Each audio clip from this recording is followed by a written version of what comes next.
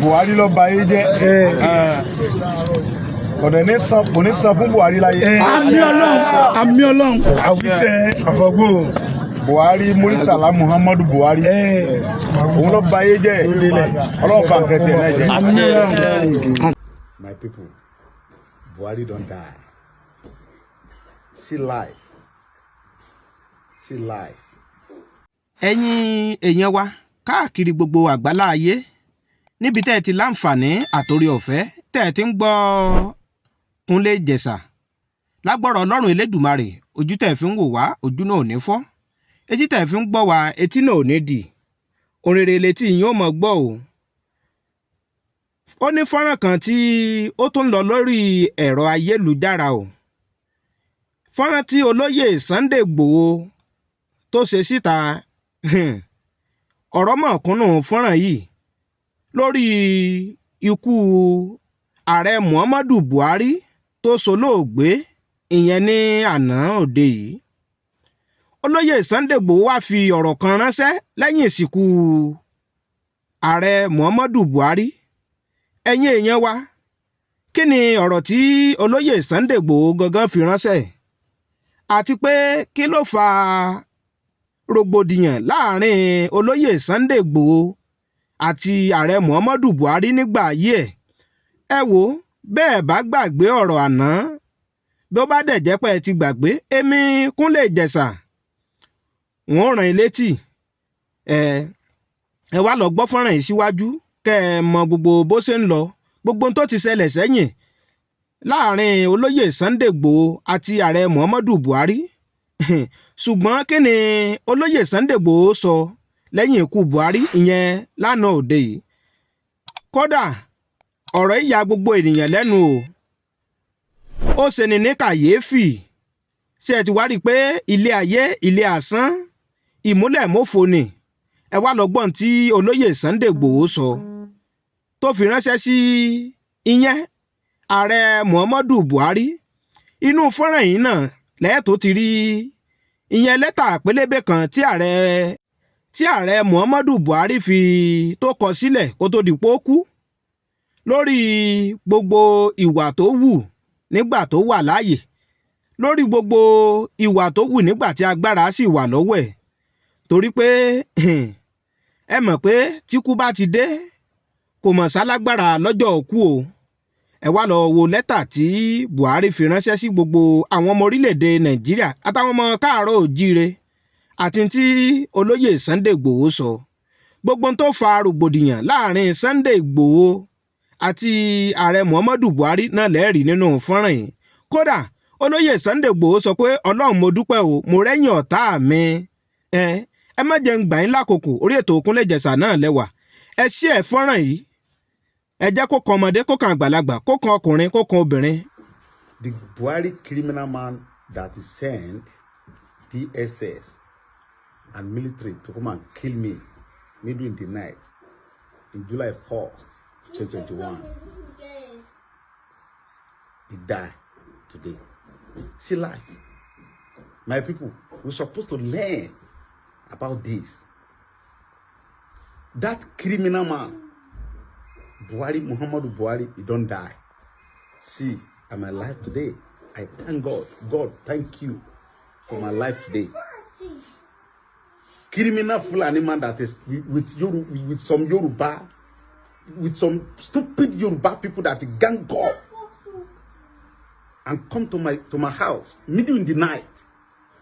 They try to take my life, but God said no. If God say yes, nobody can say no. God say no. See life. You don't die today. Thank God. God, I thank you.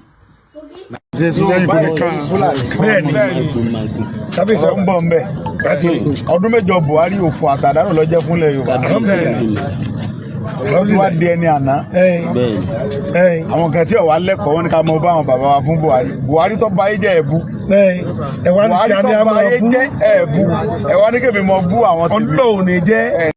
ẹ̀yin olólùfẹ́ Kúnlé Ìjẹ̀ṣà bí ìsìnkú ààrẹ Muhammadu Buhari bó ṣe lọ náà ni ẹ̀ ń wò yìí ìyẹn ìgbà tó wà ní hospital ìgbà tó dolóògbé tán ẹ̀yin náà ti rí ààrẹ wa tó wà lórí àlééfà nísìn Bọ́lá Ahmed Tinubu nínú fọ́nrán ẹ ti rí pósí ààrẹ Muhammadu Buhari ìgbà tó wà ní tí ààrẹ Muhammadu Buhari wà láàyè ìgbà yẹn náà lẹ̀ ń wò ẹ wo fún àǹfààní ẹ̀yin tí ẹ ti subscribe sórí ètò Kúnlé Ìjẹ̀ṣà ẹ subscribe sórí ètò Kúnlé Ìjẹ̀ṣà kẹ́ lè mọ jàǹfààní bàbá tó ṣe é mú fọ́nrán wá fún gbogbo ẹ̀yin olólùfẹ́ wa àti fún gbogbo ẹ̀yin ọmọ Nàìjíríà níbikíbi tẹ́ ẹ ti láǹfààní tẹ́ ẹ ti ń gbọ́ wa ẹ wo ṣe ti wá rí i pé ilé ayé ilé asán ni o ìmúlẹ̀ mófo mo fẹ́ dogún mo fẹ́ dọgbọ̀n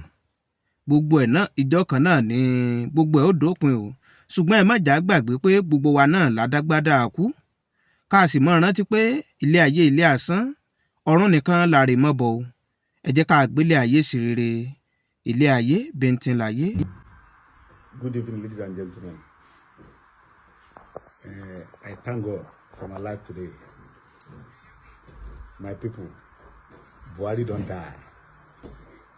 See life. See life.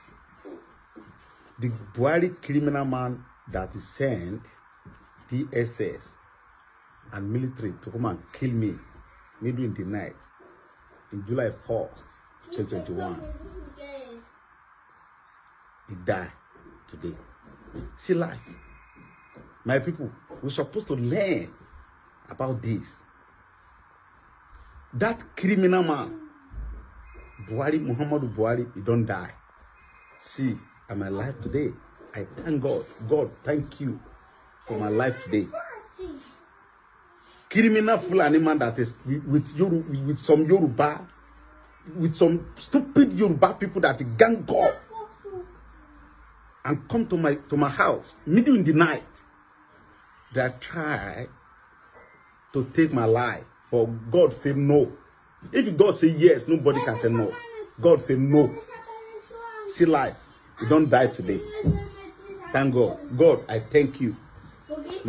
Buhari ló ba ayé jẹ́ ọ̀dẹ̀ ní san fún Buhari láyé. àmì Ọlọ́run àwíṣẹ́ àfọ̀gbò. Buhari Muritala Muhammadu Buhari òun ló ba ayé jẹ́ Ọlọ́run bá nǹkan tiẹ̀ náà jẹ́. àmì Ọlọ́run àti ẹ̀sùn lẹ́yìn fún mi kan. bẹ́ẹ̀ni kábíyèsí ń bọ̀ ń bẹ̀ ọdún mẹ́jọ Buhari òfò àtàdánù ló jẹ́ fúnlẹ̀ Yorùbá. ó ti wá di ẹni àná àwọn kan tí ò wá lẹ́kọ̀ọ́ wọn ni ká mọ bá àwọn bàbá wa fún Buhari tó bá ayé jẹ́ ẹ̀bú Buhari tó bá ayé jẹ́ ẹ̀bú ẹ wá ní kébì mọ bú àwọn tí Ọlọ́run ní jẹ́. Hi, Adeyemo Sunday Adeni, popularly known as Sunday Igboho. I'm a typical Yoruba man. So, and I have my green card. This is my green card. Then we have our culture. That is Yoruba culture. We call it Yoruba culture. Our culture is so beautiful all over the world. So my people, we need to join our hands together to fight for our region, our culture. So because we don't need to make our culture die. Our culture is very powerful culture all over the world. Very respectful culture. I'm in Germany right now. See, I'm around the Fegesack. We call this area Fegesack. See, beautiful, see beautiful area in Germany. So my people, I'm begging you, we don't need to fight ourselves. We need to join our hands together to fight for our region, our culture. Very, very important. Please, my people, love is very important. It's very, very important in our region. Love is powerful. We need to join our hands together. We don't need to fight ourselves. Please, I'm begging you, my sister, my brother, please, because I'm a particular Yoruba man. My language is very important to me. I'm not an Englishman. I'm a Yoruba man. So love is very important. Please, my people, I'm begging you. God bless you all over the world. ó wà nílé ká gbára lọ́wọ́ Fúlàní gbogbo bí tí gbogbo ilẹ̀ yóò bàbá pátápátá ká fi security mi fúnra wa a nígbà tí dóde ẹni kankan a dẹ̀ nígbà tí dóde ìjọba kí ni mo sọ fún yín a gbọ́dọ̀ dúró de ìjọba bàbá nìkan ṣe bíbẹ̀ kọ́ fúlàní wà wulẹ̀ wa lọ wa a nídìí àti dúró de ìjọba a dẹ̀ nídìí àti dúró de ẹnìkankan ká fọwọ́sowọ́pọ̀ ká sọ ní orí ilẹ̀ wa gbogbo ibi tó kọ́ wa ká lè rìvọ́ọ̀sì tí àwọn bàbá ní tí oúnjẹ bá ti wọnú ìṣẹ́bùṣe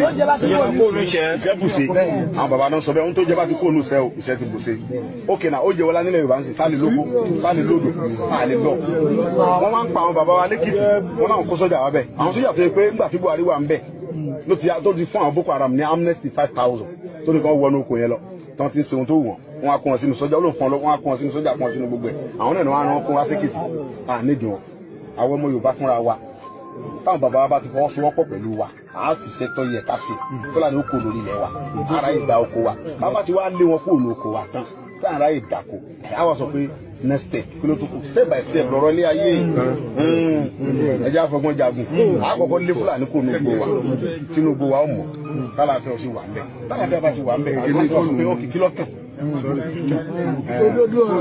ìyá mi ni ó ń lérò bá mo ti wá dé bàlá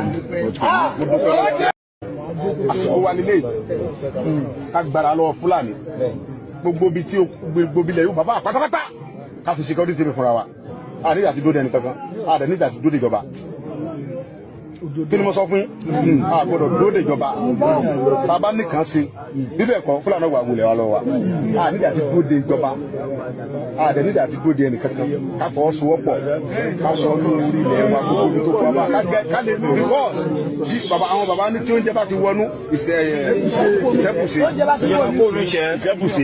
àwọn bàbá náà sọ bẹ́ẹ̀ ohun tó jẹ́ bá ti kó ònú ìṣẹ́ ti bùṣe ókè náà ó jẹ́ wọlá nílẹ̀ Yorùbá ń sìn sáà lè lóko sáà lè lódò sáà lè lọ wọ́n máa ń pa àwọn bàbá wa lẹ́kìtì wọ́n náà kó sọ́jà wa bẹ́ẹ̀ àwọn sọ́jà tó yẹ pé nígbà tí Buhari wà ń bẹ̀ tó ti fún àwọn Boko Haram ní amnesty 5,000 tó ní kàn wọnú oko yẹn lọ tí wọ́n ti ń ṣe ohun tó wù wọ́n á kó wọn sínú sọ́jà olóòfin wọn á kó wọn sínú sọ́jà kó wọn sínú gbogbo ẹ̀ àwọn náà ni wọ́n á rán kó wá sékìtì nídìí wọn àwọn ọmọ Yorùbá fúnra wa táwọn bàbá wa bá ti fọwọ́sowọ́pọ̀ pẹ̀lú wa a ti ṣètò yẹ ká sí fúlàní oko lórí ilẹ̀ wa ara ìgbà oko wa bàbá ti wá lé wọn kúrò ní oko wa tán táwọn ará ìdàkọ a wá sọ pé next step kí ló tó kù step by step lọ́rọ̀ ilé ayé ẹjẹ àfọgbọ́n jagun àkọ́kọ́ lé fúlàní kúrò ní oko wa Tinubu wa ó mọ̀ tálàfẹ́ ọ̀sìn wà ń bẹ̀ tálàfẹ́ bá ti wà ń bẹ̀ àgbẹ̀kọ́ sọ pé ó kìkì lọ́kàn